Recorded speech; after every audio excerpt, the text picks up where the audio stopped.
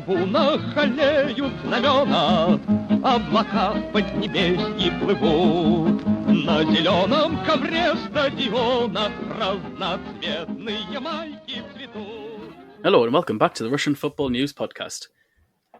We've got a little bit of a different lineup this week, and it's partly in celebration and partly to honour Spartak's own Europa League group formation in the fact that they were bottom with 2 games left, looking a little bit ropey as to whether they were going to get through, and then very last minute they had a big shake-up, changed things around and managed to top the group.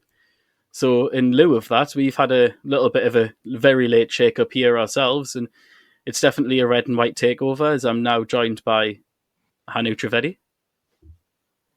Hi, pleasure to be on. The Krasnie Belie Bratya are here. I hope I pronounced that right. I think I did.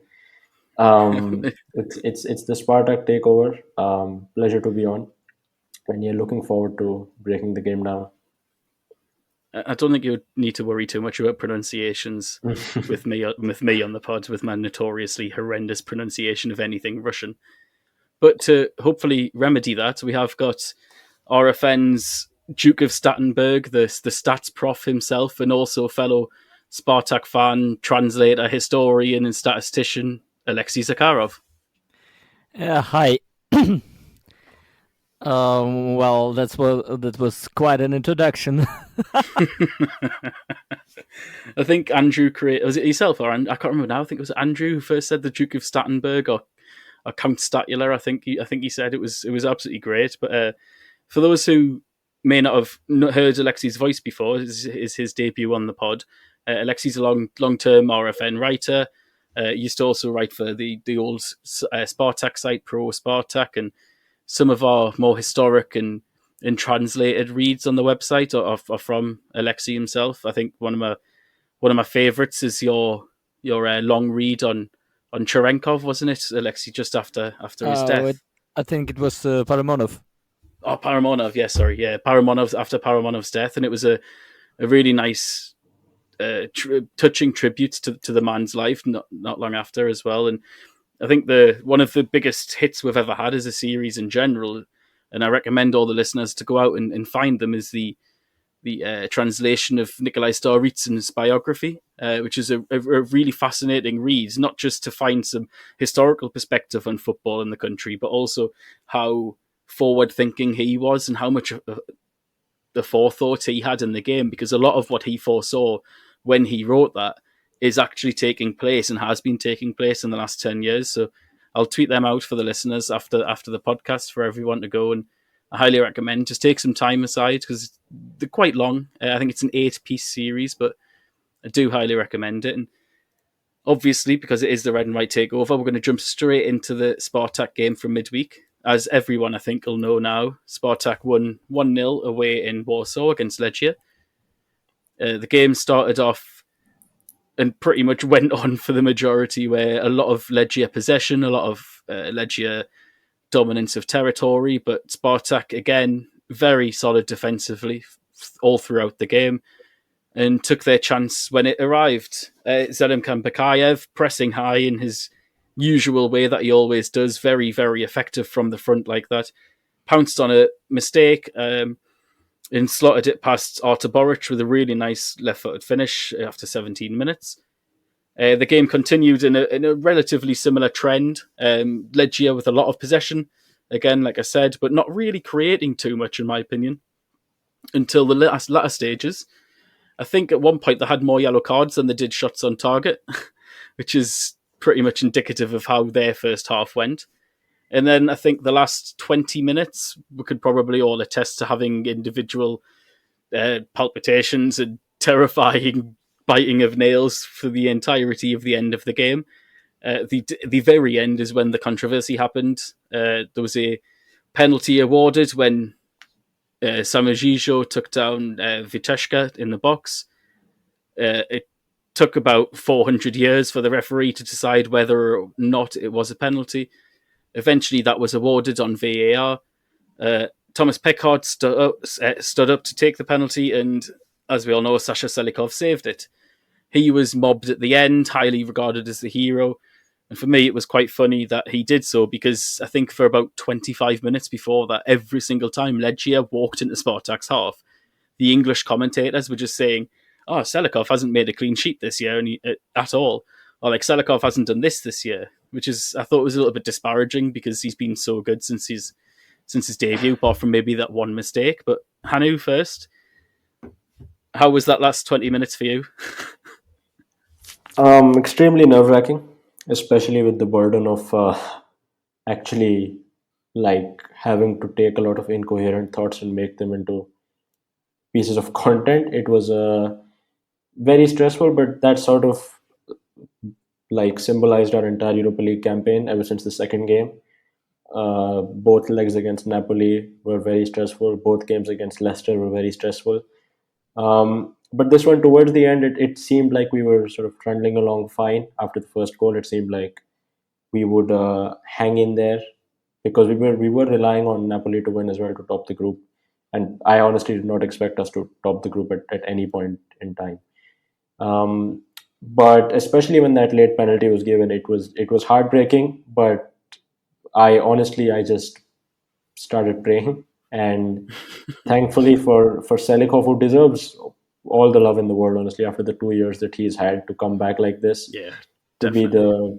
I think statistically the best goalkeeper in the Europa League is a lot of credit to him. And it was stressful, but it was all worth it in the end.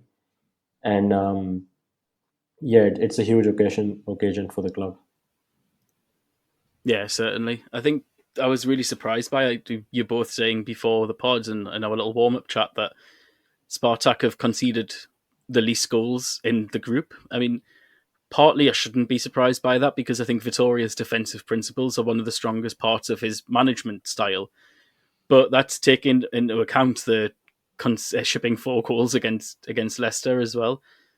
But Alexei, have you got any fun stats or any good stats for us that came from the game? I know you mentioned straight after the one about the Spartak topping the group, which was quite a good one.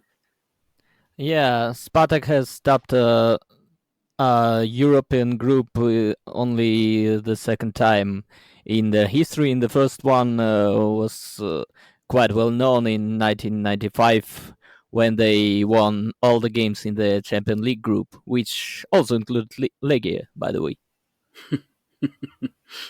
It's really funny how history just repeats itself sometimes like that.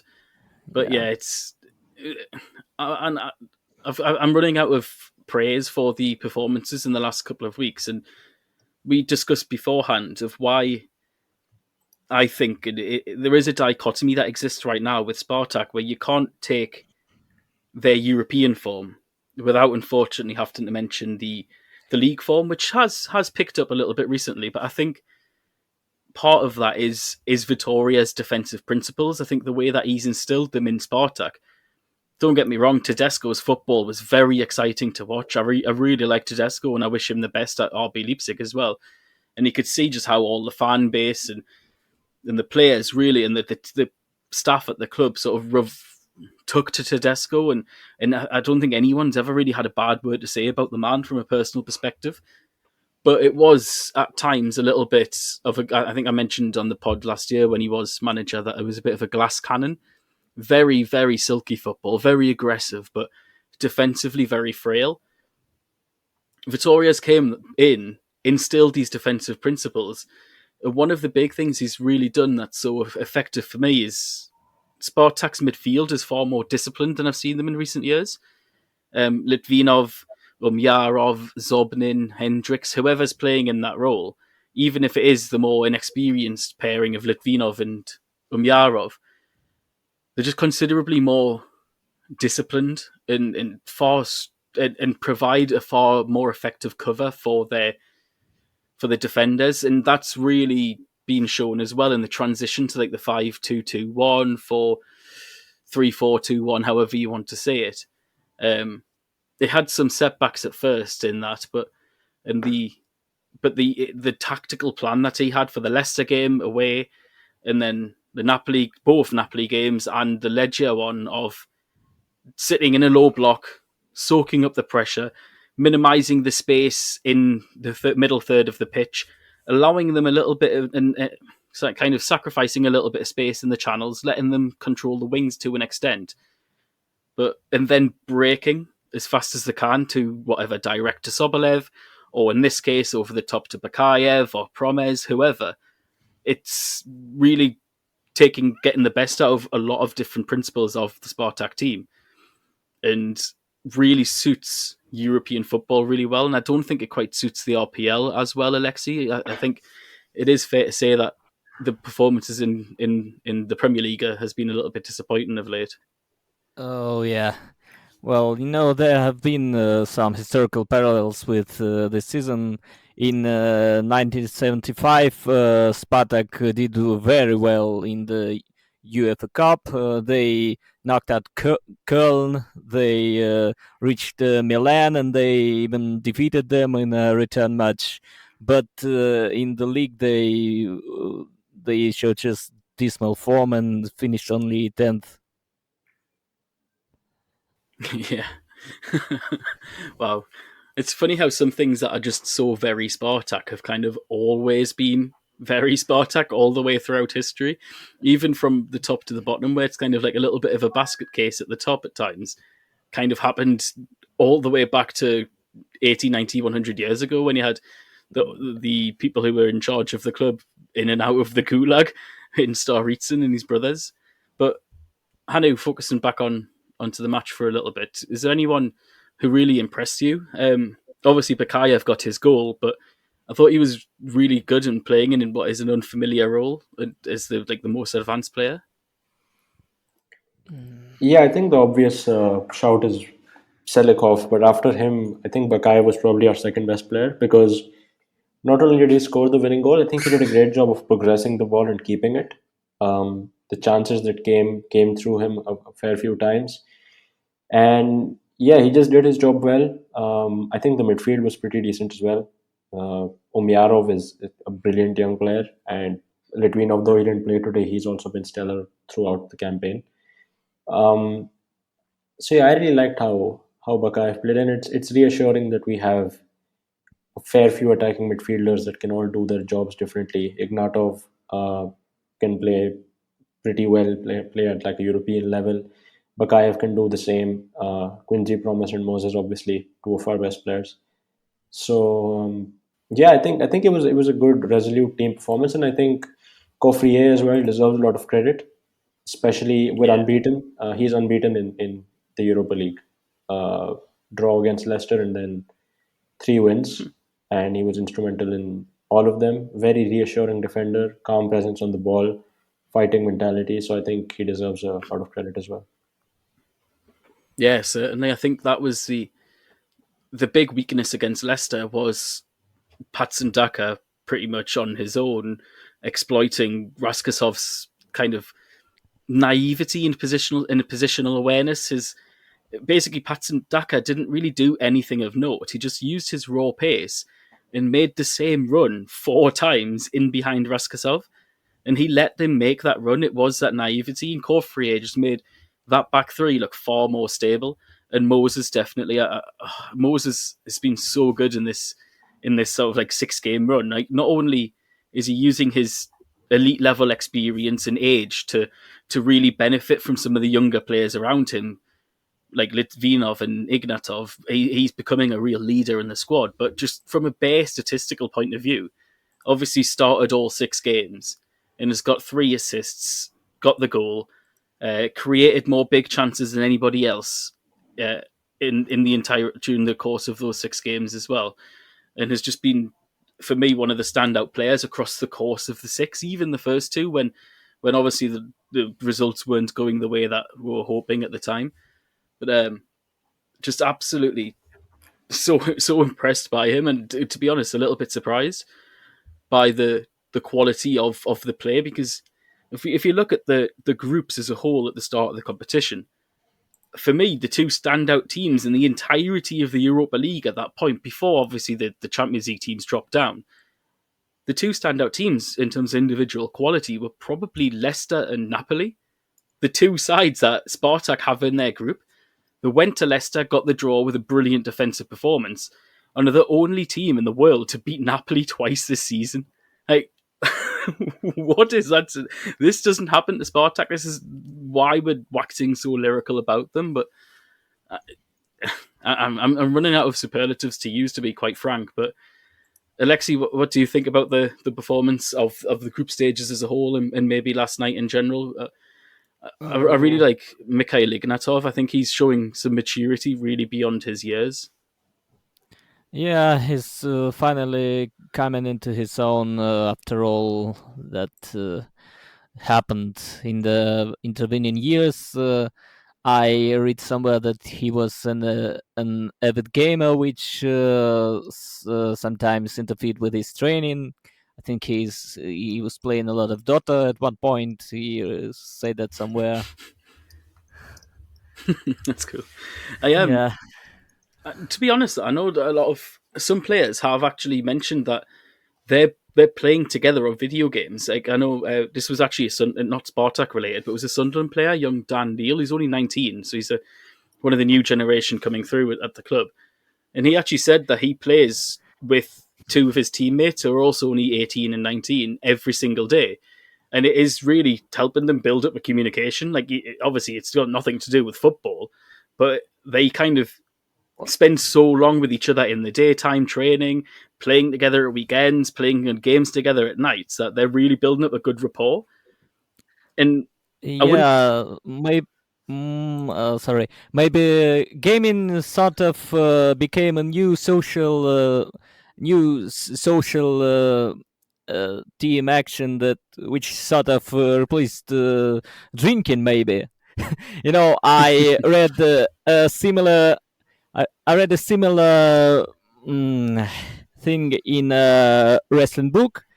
An all-time wrestler, Mick Foley, observed the new bunch of wrestlers in WWE, and he also said that instead of coming to drink together or whatever, they sit in their rooms and play video games. Yeah, I mean, I think for Spartak, it's far better having Ignatov sitting playing Dota than having Denis Glushakov wander about the streets drunk with a guitar cheating on his wife. But Alexei, if we go straight back to yourself, what have you heard in the latest regarding Rui Vitoria's future? Of course, he was given a standing ovation by the Russian journalists at his press conference after the game. And some people have started to interpret that as maybe a goodbye, with obviously all the rumours of his resignation in the winter. But what is the latest you've heard on that? I don't know much inside info, actually. Igor Rabin wrote an article today which said something of the sort, firing Vittoria now would be a betrayal of football. Yeah, I think so too. There's a good article on Regista, friend of the site, a sister site to ourselves, and they basically say that the potential resignation of the Portuguese is not just an ugly decision, but also a logical. They claim that it's basically using the example of Loco as indicative for what could happen. With Nikolic. Nikolic wasn't liked by those in the board, and they replaced him with Marcus Gisdol, who Rangnick has as his kind of henchman. And Loco are 7 games without a win, having lost 5 straight in a row. Hanu, what do you think of Vittoria? I think we were all a little bit hesitant about him at first, but I know that you're a big fan of the man, both as a meme and as a genuine football manager and a person. Yeah, I think as a person, definitely first and foremost, he seems like a very nice person, a consummate professional, family man. Just judging by his posts and stuff, and he gets the club, tries to resonate with the fans a lot, and I mean, his record speaks for itself. Right? It's the second time. It's the first time in 12 years that we've gotten out of any group, like actually qualified, not finished third. Second time in our history, like we said, that we've topped any sort of group. That too with two of the most valuable and biggest clubs in the entire competition, holding our own against them and actually coming out on top against them. So his record speaks for itself, and I think he's clearly shown that he's a very capable at developing talent, whether it's with the likes of Umarov, Litvinov, Ignatov. Um, the way his staff have revived Selikhov, they've given debuts to players like Denisov and Melnikov as well. So yeah, he's a very competent and very likable football manager. And the league form as well, there are questions, of course, but some of those games, how unlucky we were in a lot of them, especially the CSKA one, um, and a few others like those. It's some of it were bad performances, some of it was luck, but yeah, I have nothing but praise essentially for Vittoria. Yeah, I think I remember saying at the start of the year that obviously I spoke to Joel Amorim, our RFN colleague, who's a Portuguese and an expert in Portuguese football, and he had, I mean, Joel's a very welcoming man in terms of his comments on football. He doesn't like to really say anything too bad about footballers, because I think what's really nice about Joel is that he always remembers that first and foremost, footballers are humans. And that's sometimes a little bit easy for us to forget when you're sitting behind a microphone next to your keyboard, and you can get caught up in that a little bit. And I really respect Joel for his humanistic view towards that. But when Vittoria did sign, he was really not happy with the transfer, as also a Spartak fan. He was just saying that the man just got no aura about him. Was really poor at Benfica in terms of results and tactics, and that we did see a little bit of that early on. But to his credit, he came in with under a huge cloud of everybody not really wanting him there or questioning him at every turn, and he's really turned that around. I mean, the after the win against Napoli, when that meme was born of him kind of just smiling and shaking his head after Spalletti refused to shake his hand. Somebody who's feeling the pressure really heavily doesn't act like that. That was such a natural reaction that really showed his personality, in my point of view. It was really nice to see that from him, because I think the person in charge of Spartak has to be a character. Tedesco was the same, Carrera, Oleg Romantsev, all of Spartak's big managers in more recent history have been as big a character as they are tacticians. Alexei, what do you think historically? Do you think that's the case? Do you think that managers of Spartak need to be charismatic, and has that shown throughout history? Oh, well, Spartak had been managed by four managers in 48 years. So, yeah, that's true. They were first Gulyaev and Simonyan, who sort of replaced each other a few times. Then Beskov and Romantsov, and some intervening years, Salnikov, Krutikov, and Yatsev. Mm-hmm. They only worked for a year or less. So yeah, Spartak manager should be charismatic, if not outwardly like Tedesco or Carrera. But players should, a Spartak manager should be either charismatic or imposing, like say Romantsov. Yeah, certainly. I remember reading a story. I think it was, who was it now? I think it was Titov, Yegor Titov, discussing Romantsev from back in the 90s. And he was saying, like, when Romantsev would walk into a room, you could just kind of feel the man's presence. And I think that works, having an aura like that works in two ways. You can either be quite charismatic, or like you said there, Alexei, you could be real imposing and maybe authoritarian even to an extent, which obviously you see like less and less of. Yeah, definitely like Beskov. You see that less and less in the modern era, that more authoritarian figure. So I think it is easier for managers to be more charismatic, more passionate. Vittoria's not quite like Tedesco, where Tedesco was so passionate and you could see him really wearing that on his sleeve. Like he was almost like a boiling pot at all times, whereas Vittoria's far more reserved.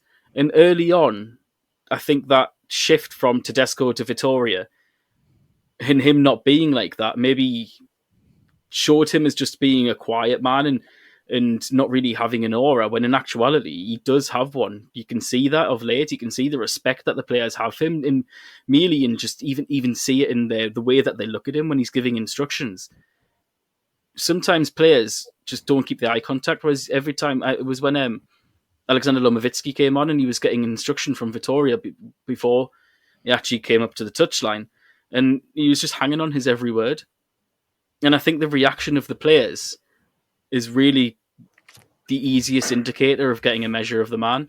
And it would be, and I didn't think I would say this, I'm eating my hat, and I'm going to say at the start of the season I was wrong, and I'm totally on the Vitoria sort of train now, even though RPL results still aren't the greatest, and there's a hell of a lot of room for improvement.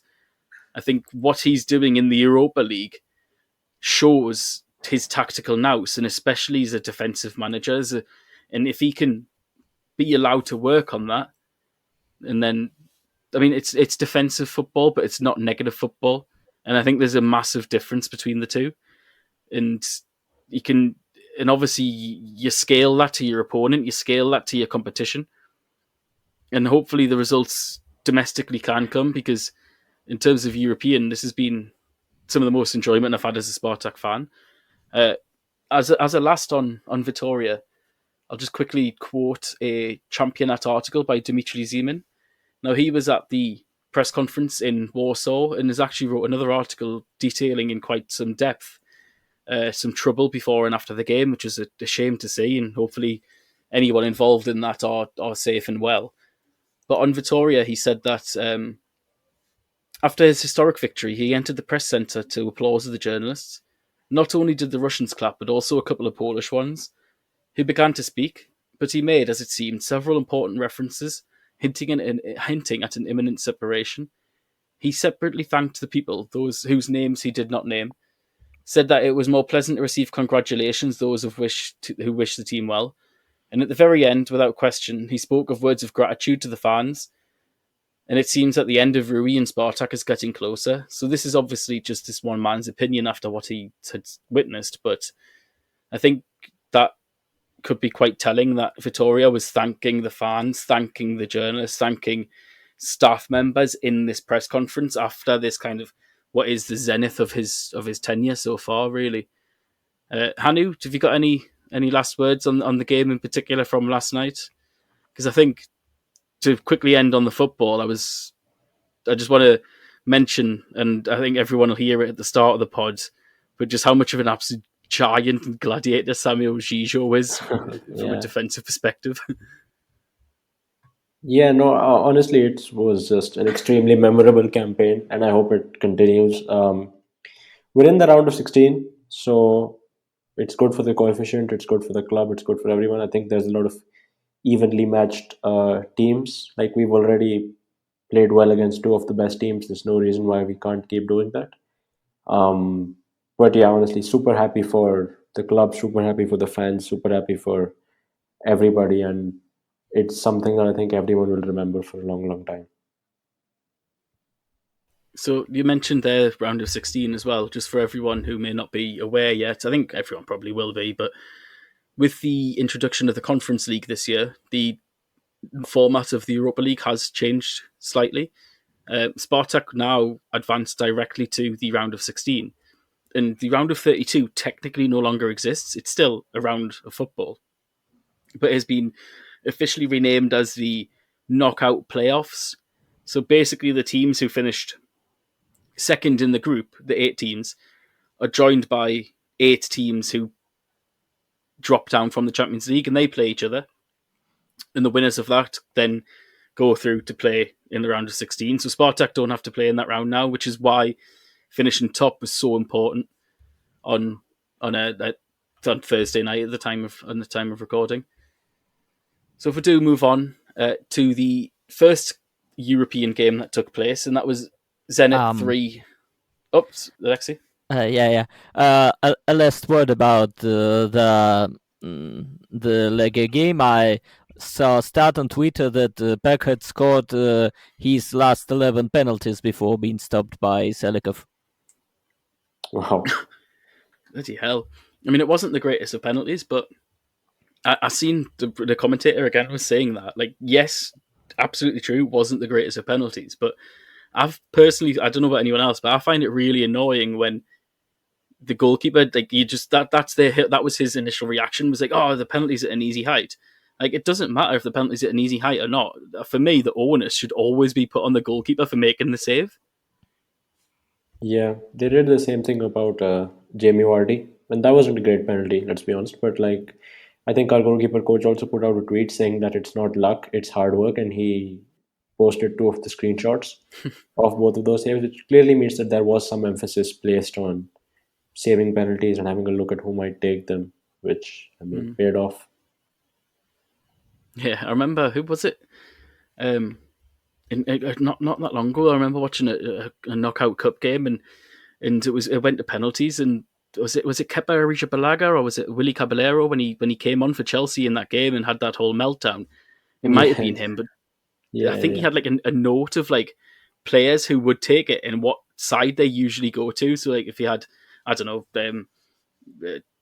Aubameyang, you had like, oh, usually goes to the right, and then like a full list. Which Yeah. I'm surprised he's allowed to bring that on the pitch with him, to be honest. But it just shows that you said, Hanu, that hard work is the research as well as the work on the training ground. So just Yeah, absolutely. absolute hero, Sasha Selikov. And I genuinely didn't think I would be saying that sentence at the start of the season. But if we do move on now to Zenit Chelsea, 3-3 on the night, which is a very respectable and well-earned result for Zenit against the defending champions of the Champions League. It started quite poorly, though. First of all, it's probably worth mentioning that this game, for Zenit's perspective, is pretty much a dead rubber. They could only finish third. They were only merely playing for pride. Whereas for Chelsea, they did start a largely quite strong team, missing some big names in Edouard Mendy, Thiago Silva, Antonio Rudiger, Kai Havertz was on the bench, Christian Pulisic was on the bench, Hakim Ziyech. So it was a mix of first teamers and some backup players for Chelsea. Still a prodigiously talented team, don't get me wrong. Because they'd already qualified, they have an important game at the weekend, but they had to win the group. So it started off very favourable for Chelsea. Timo Werner scoring from just 2 minutes. And then the first 15 minutes or so, give or take, was as you would have expected the game to really play out, with Zenit dominating chances, dominating possession for that opening period, really starting to turn the screw after they got that early goal. But then Zenit, to their credit, really turned it around, and I think to the goal scorers, of course, but as well as that, Douglas Santos, Dalakazayev, Wendell, really performing very well, began to get in, not just get in the ascendancy, but started to really dominate the game. And then by half time, Claudinho leveled the scoring, and then just 3 minutes later, Sardar Azmoun put Zenit ahead for 2-1 at half time. In the second half, Romelu Lukaku evened things up after the hour mark, and then Timo Werner scored right at the start. He also scored right at the end, just 5 minutes left. And then in the 94th minute, Zenit got the equaliser from the returning Magomed Ojdoyev. So it was for me, it was an excellent and highly respected performance from Zenit. To be honest, I thought Claudinho just is one of the big things that Zenit needed to get to that next level. Hanu. Yeah, definitely. Zenit, credit to them, honestly. They're through to the Europa League as well, and it's they deserve it. Let's be honest. I think it's fair to say that I watched the first half. I watched bits of the second half. They outplayed Chelsea to a large extent, which is creditable. You can say all you want about the injuries or the players that Chelsea didn't play, but at the end of the day, they are European champions. They battered Juventus, and yeah, the goals were great. Everything was good, and I think Sergei Semak also now finally has some breathing room when it comes to his European performances, because he did top the group in 18-19, but the following two seasons after that were hugely disappointing for Zenit. Um, But I think this time they've, much like us, placed a lot of impetus on playing well in Europe, and I think it's paid off for them. And interested to see how they do in the knockouts of the Europa League. Yeah, certainly. I think that as well. I think they actually played a back four last night, didn't they? They didn't return to their three that served them so well in some of the other games in the group. But I think that's exactly why they brought Claudinho in. It's to obviously he's going to make an impact in the league, but they're buying him to make chiefly an impact in the Champions League in Europe, and I think that's been the main focus of their season this season. And every year, I suppose, with keeping such a settled squad like they have in the last couple of years, you're obviously going to see some form of natural progression when players get used to playing at this elite level, get used to playing a higher quality of opponents. Because when Zenit 4 years ago, whatever it is now, first returned back into the Champions League, a lot of these players hadn't played at that level together for a sustained period of time before. So it's going to take some adaptation. But I think the biggest change for their fortunes, if we discuss more generally Zenit in Europe this season, is actually Sergei Semak's development in Europe. I think in previous years he was far too naive. It was always either it's originally started out as going all out attack and just getting absolutely battered, but then you got the Dortmund game where it's let's just sit back for 90 minutes, let's just cling on to what we can, and then someone would inevitably almost make a mistake, like Karavayev that time against Dortmund. Yeah. And Zenit can't play like that. Semak isn't that sort of manager. It's like Vittoria meant earlier, playing defensive football, playing direct football, it's not very popular. A lot of people disparage it. They don't like to watch it. I can understand when you see just how good some silky sort of one-touch, fast-attacking football is. But it's not like you can just suddenly say, right, we're going to play defensive this week, let everyone sit back. It takes an incredible amount of coaching, just as much as it does to teach a team to play possession football or whatever. It is a highly skilled tactic to be able to sit back and do that. And Semak hasn't shown that he can instill that in his players. Now, don't get me wrong, they have defended excellently at times this year in the league.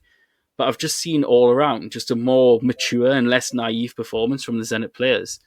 And for me, their standout player during the entirety of the group stage, even though Azamoon's got the goals, Claudinho and Malcolm have maybe shown more flash. Zuba has been Zuba and just been big and brutal. But the best player for me during the entirety of the 6 games has been Wendell. He's brought something to that Zenit midfield that they severely lacked. He's basically Barrios, just further up the pitch in terms of quality. And I know you're a big Wendell fan, and I know you were quite happy, or you were quite excited to see him when he signed for Zenit. I remember laughing, being like, "Who is this guy? I've never heard of him before," and I was totally wrong. Yeah, I mean, credit has to be given to Zenit is that they've ever since they signed those 3 players, Barrios, Ragitsky, and Azmoun, in like the space of 5 days, they've made very calculated, qualitative, and incisive additions to their squad. Like they spent a lot of money on Malcolm. He didn't really do too much for the first 2 years, but now he's been very, very good recently. Claudinho is a phenomenal signing, evidently. Wendell had a bit of a slow start, but even now he's playing extremely well. And Douglas Santos too. Douglas Santos, I think, is very underrated. I think he has like the highest chances created of any fullback, or some very impressive stat in the entire Champions League. So they've managed to build a very good squad, and I think they've managed to, more importantly, build a better system. Because, like you said, the thing that was off with them over the past 2 years in the Champions League was that they played exactly how they played in the RPL, which was relying heavily on and Zuba and Azmoun, basically, right? And their tactic in the RPL was that these two big man, little man partnership up there. Driussi on the wing, who was wildly inconsistent. Kuzyaev on the other side because Malcolm was injured for a while. But now they've sort of transitioned to a system where you've got 2 very good wingers, a good striker, 2 good strikers that keep sort of rotating, and a solid midfield with each player knowing what they have to do. And we often, I think, said last year and the year before that was that the reason why Russia was so bad was due to bad management and bad game management, basically, and lapses of concentration. But I think this season we've seen that Vitoria, he managed well. He managed in a pragmatic manner. He set up his teams well, and he reaped the rewards. And Semak as well, he learned. He knew what he had to do, and he reaped the rewards as well, which we can't say about men like people like Murad Musaev at times or Goncharenko at times. Um, and of course, the team that didn't finished bottom of their group and are objectively the worst team in the entire Europa League, who he'll get to as well. Um, so yeah, it just tells you how much that managerial aspect can matter in these situations. Yeah, certainly. We'll get on to that last one with the fraud of a manager in charge at a fraud club. Sorry, Ilya. But in terms of Zenit for the next round, obviously they don't have the bye with that Spartak have, because they're not as big a club. Sorry, Zenit fans. No, I'll stop. I'll stop the. No, they aren't. They aren't. It's fine. We can have our fun. This is the one episode where we can have our fun. David's not here to tell us to not talk about Spartak for 45 minutes. Exactly. No, that's the thing. Yesterday was that. This is why we decided to post so many memes. It was like this is a generational event. This is like the second time in 100 years, first time in 25 years. We're allowed to have a night's worth of fun for that much, even if it looks like however it looks, right? So yeah, we're allowed one episode. When Legia won, you had Dinamo posting pictures of Legia players and all that, and Szymanski celebrating because he's Polish and all that. So they can't say anything. It'll happen both ways, and it'll happen again, good and bad both ways. So yeah, let's just enjoy the moment. Like we lost 7-1. It doesn't get much worse than that. I don't think it gets worse than that, right? So if that happens to us, then I think we're allowed like a couple of days of fun. So yeah. I remember being so optimistic before that 7-1 game for literally no other reason than I think just blind faith and hope. And then was it just like messaging you being like, oh God. Yeah, like I think because even we sort of make jokes around in our chat with the other admins that, oh, what if we lose 5-0? And that's the worst case scenario. And this time it was actually worse than the worst case scenario. So we I think we didn't talk for 3 days. We were just sad. So yeah. So speaking of sad, Zenit have to go into the knockout round instead of the round of 16 like Spartak do. So they're going to be unseeded for the draw. The 8 teams who dropped down from the Champions League are unseeded, including somehow Barcelona and Sheriff Tiraspol in the same group. And then Rangers, Sociedad, Napoli, Olympiacos, Lazio, Braga, Betis, and Dinamo Zagreb, who finished second in the Europa League, are seeded. So do you think Zenit have got a decent chance of getting through to the next stage to meet to potentially join Spartak in the round of 16? I'll be honest, I think they do. I think out of those 8 teams, I would fear probably Lazio the most. Sort of common wisdom would tell us to fear Napoli, but we don't fear Napoli here. And they've been inconsistent as of late, despite a blistering start to the season. Real Sociedad, they're a tough club to go up against, but I think Zenit have a chance at beating every one of these teams. Whereas I think if they came up against Leipzig or Dortmund or Atlanta, even I wouldn't be as optimistic. But I think Zenit can fancy their chances against any of these teams over 2 legs. Yeah, definitely. It would be great if they beat Rangers. That's just my own personal bias coming into it. But I agree. I think it's weird because the draw has been designed so that the Europa League teams get the advantage because the seeded teams play at home last, so they get the home advantage. But there's no away goals anymore. So surely they would rather play each other. Like if you're, I don't know, Napoli, surely you'd rather play, without any disrespect to them, Rangers or Dinamo Zagreb than Barcelona or Dortmund. I mean, saying that, everybody's going to want to play Sheriff, even though they beat Real in Madrid. Everyone's Yeah. going to want to play them. But it just seems a bit odd. Like it seems like it's, despite the fact that they said this is going to favour the Europa League teams more, it's actually favouring the Champions League teams more because away goals is abolished. Yes, they've got home advantage, but I mean, it doesn't mean a whole lot of as much as it used to. Yeah, it sort of nullified the purpose of seeding, I guess, because like the teams that are seeded, like you say, they should have an advantage, but it's like the unseeded teams are all better here. Um, so yeah, I don't know. I don't think it will make much of a difference. And it is hilarious that Barcelona are an unseeded team in anything. But yeah, I mean, let's see how it goes. It has certainly set up a very competitive last Mhm. 16 plus I guess 24 teams. You know, some guy was saying that anyone can win any game in this. There's really no favorites, which is very interesting, of course. Is this the first time Barcelona have not been in the Champions League knockouts and have been in the Europa League instead? I think 2003-4 was the last time they were here. It's funny because Jesus. this is, I think, that time as well. It was the first season. It was the season before Messi came, basically, and this is the season after Messi left. Yeah. So, and all through that, they were in the Champions League. They were winning it. They were doing well. And as soon as he's gone, they're I like how you said that, like Jesus, like Messi BC and Messi AD. yeah. That is how it is. That is honestly how it is for them.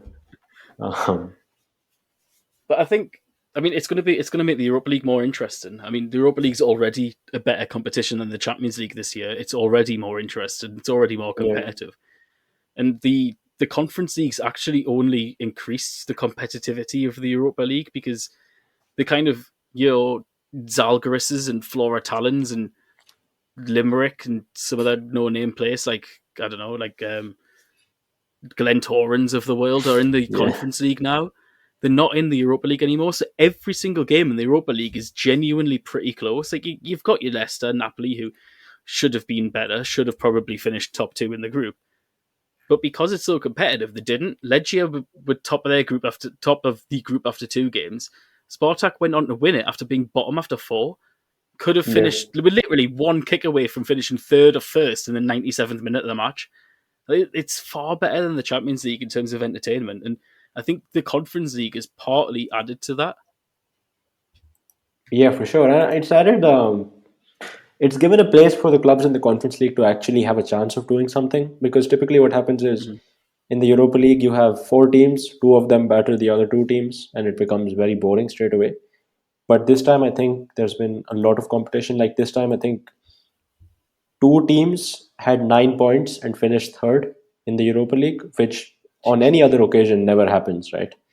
Yeah, It's typically nine, and you go to the next round. And of course, our group, which was just insane, honestly.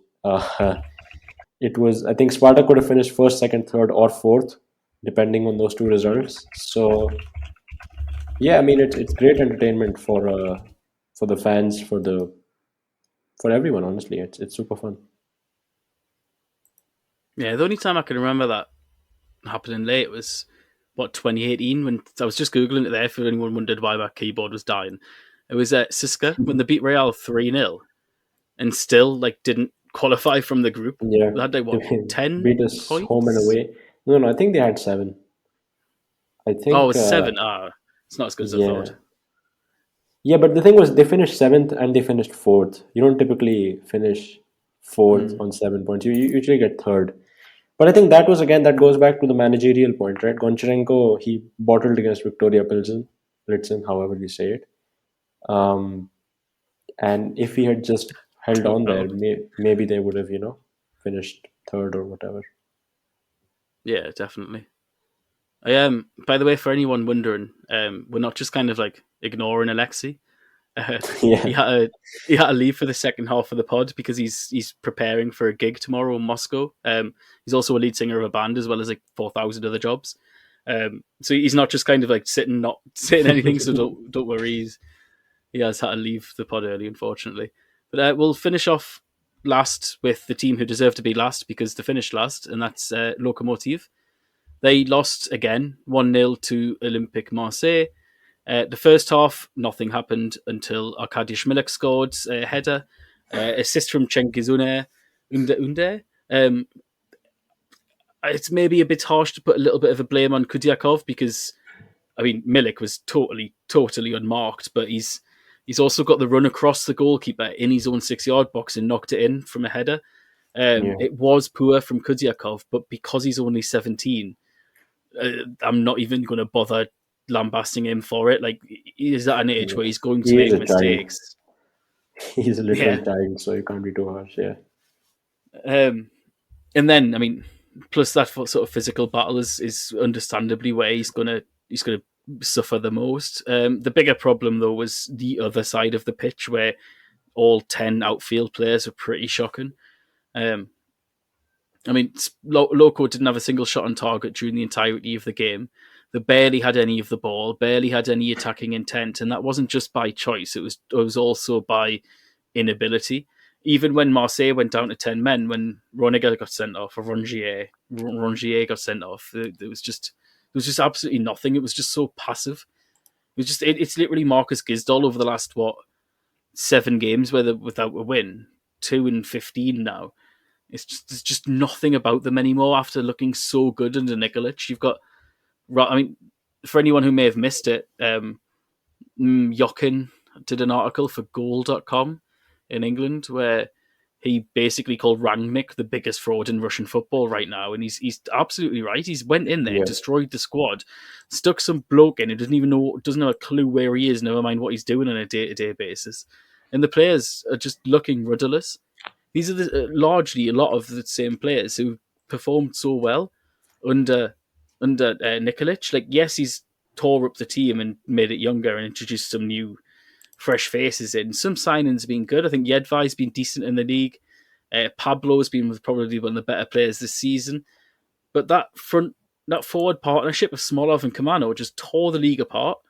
And now there's just nothing. Like, they literally offer absolutely nothing. Like, Kamano went off injured. What was it, after like an hour or so? It was in the first half. Sorry, it was after half an hour.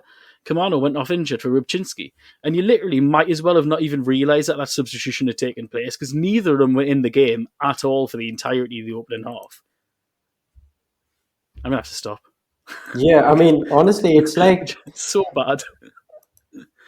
Like, it's so.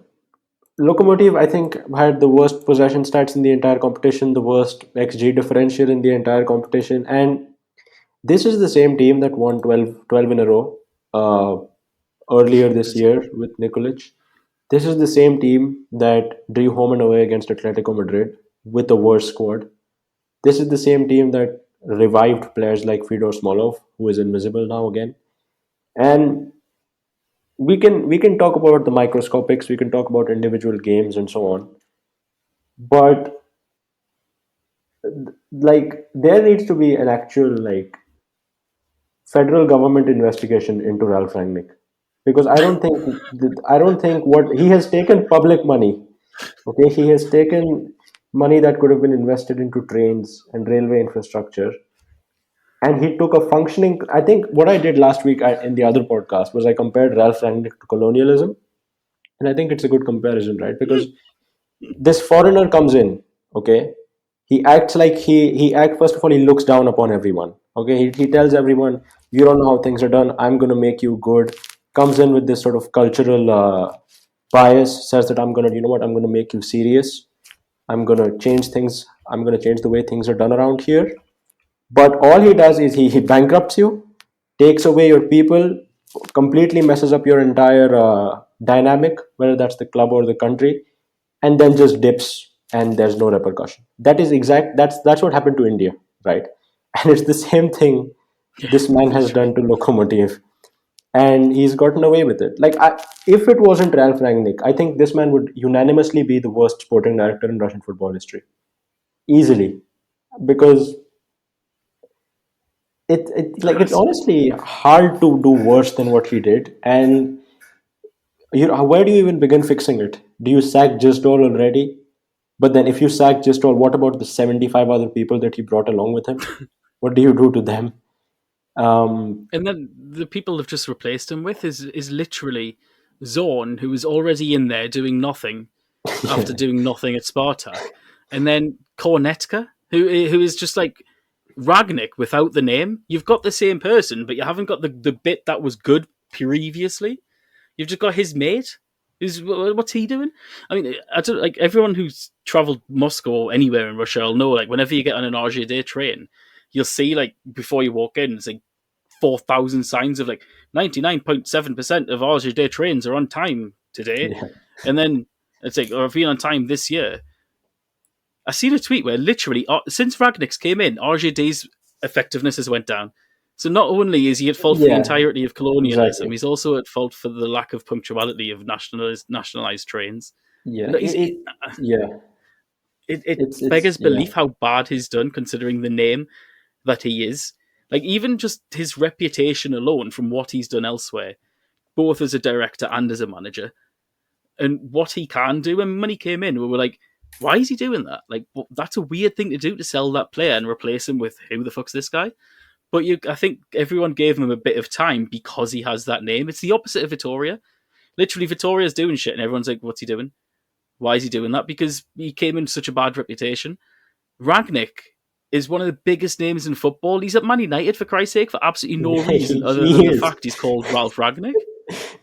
Yeah, or like it. There is honestly no superlative. Like I think you could have built a team of RFN affiliates, and they would have done a better job at Lokomotiv. Like you could give David the scouting part, could get somebody to do something else, and they gave him complete freedom to do whatever he wanted. And it's the fact that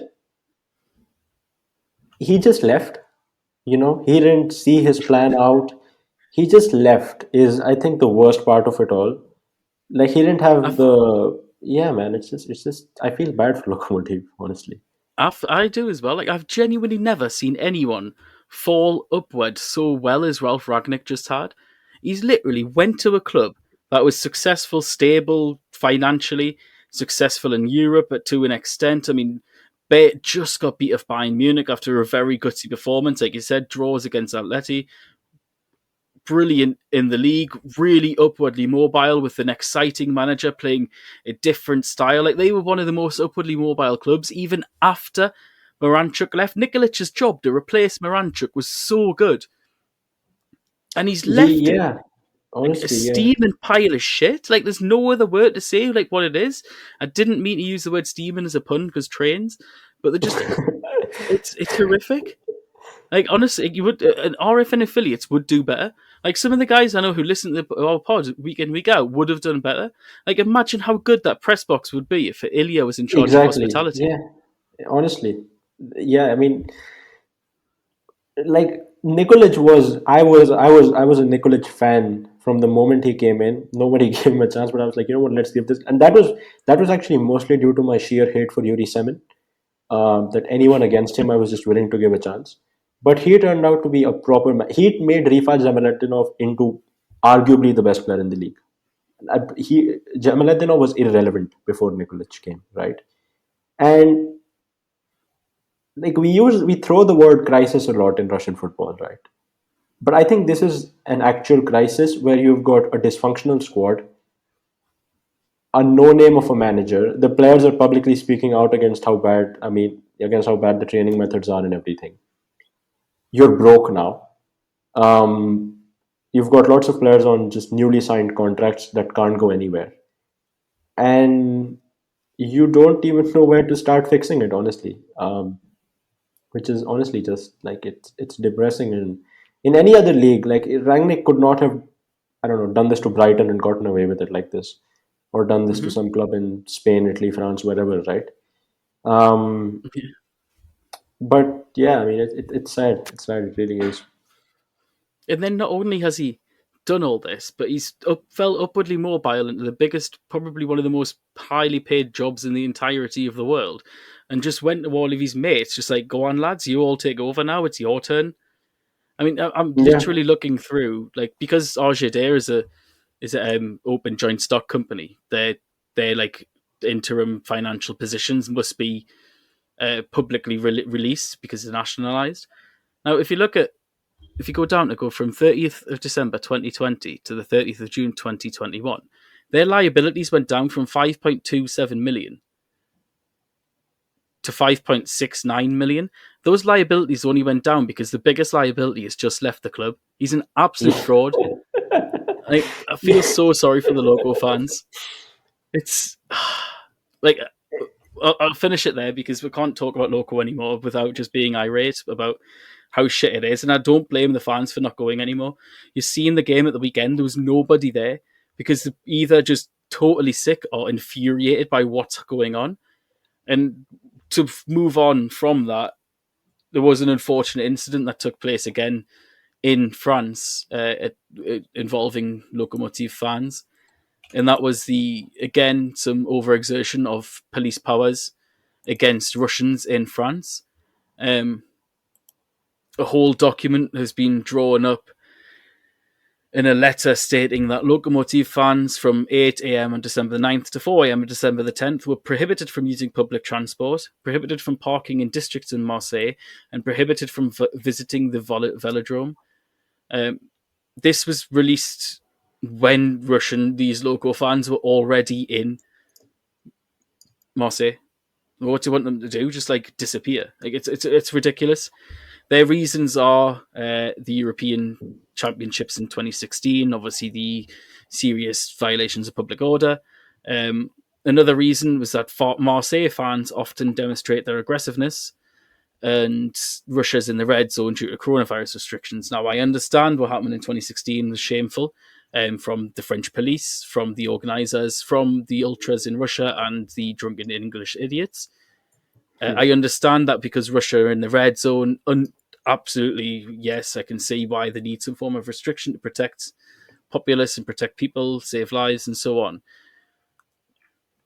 What, just to prohibit the entirety of Russia from visiting France is kind of ridiculous. The overexertion of police powers and detaining of the fans who it wasn't even like anyone who was causing trouble. They were just like picking people up who had any form of Russian accent. It's like it goes in Championat. The article goes on to like the way that they were doing it was disgraceful. And the worst part is that among their reasons for this official document from the Marseille government, local government, whatever the hell it was, is that some Marseille fans often demonstrate their aggressiveness. They shout insults at rival buses and guests' fans, use violence against law enforcement agencies, throwing pyrotechnics, fumes, or explosive materials. So what they're literally saying in an official document is that Lokomotiv fans were detained because the Marseille fans are arseholes. Marseille fans, they can't control themselves. Yeah. Unbelievable. And it's not obviously the first time this has happened in recent times with the Siska fans who were detained in St. Petersburg. And again, I mean, like I say, some of the reasoning I can understand, but it's again just a bare abuse of power from authorities against a populace. If this was any other nationality of people, that wouldn't happen. Yeah, it would definitely wouldn't.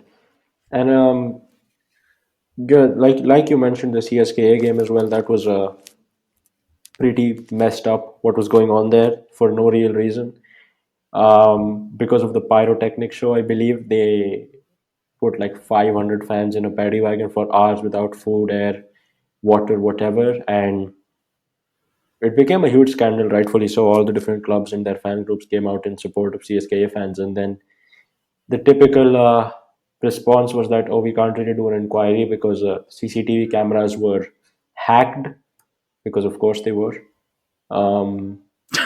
But What's it? yeah, The Epstein defense. Exactly, the Epstein defense. But I mean, let's see what happens. The Khachaturianats, or whatever his name is, the new guy, the new RPL president, he is offering words of encouragement. He's talking like he has a plan, which to be fair, everyone does. But let's see if he can, help in sorting a few of these things out. Hopefully. I mean, dialogue would be a good start because there hasn't been dialogue in these situations regarding the over abuse of police powers towards Russian fans. Yeah. I mean, away from them off the France thing. In Russia, there's been no dialogue on that. It's all top-down decisions being like, we are deciding this for you. There's no fan groups, no organizations, not even the clubs, officials for the clubs on behalf of the fans were even ever consulted. So hopefully the fact that dialogue can exist and may exist at one point is a good start, and Yeah. hopefully can move beyond that, because it's becoming a joke, an absolute joke.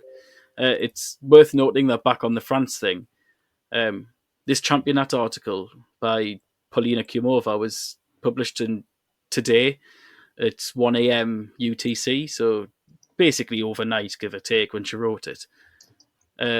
And at the end, it says, at the time of publication of the material, 14 fans are still on the territory of the stadium under question by local police. There's been no update to that yet. That's like 24 hours since the game, and there's been no update as to whether or not these 14 fans are still in the stadium. Like, what's going on? It's not good enough.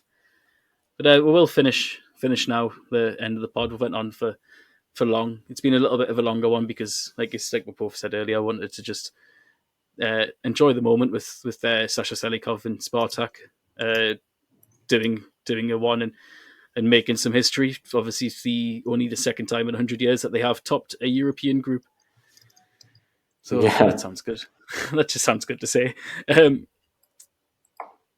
Everyone will be back to the usual time next week. We'll be recording next Thursday, obviously without the European games to take into account. It's going to be our last pod of the season, and there's a little bit of a spoiler and sort of teaser to what ahead of that. We're actually got a guest on with myself and Richard, and it is Anna from Football Radar. A lot of people probably see her in the Russian football lexicon. Her ats are at FR Fußball Anna. She's an Austrian football analyst who's a specialist on the Austrian Bundesliga, the German Bundesliga, RPL, and is also a Spartak fan. So we'll be discussing a lot about the German influence in the RPL of late. Rangnick, Schwarz, Tedesco, Buvac, maybe not Gisdol, but all of that.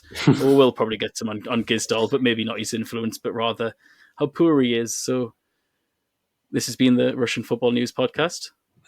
Goodbye for now.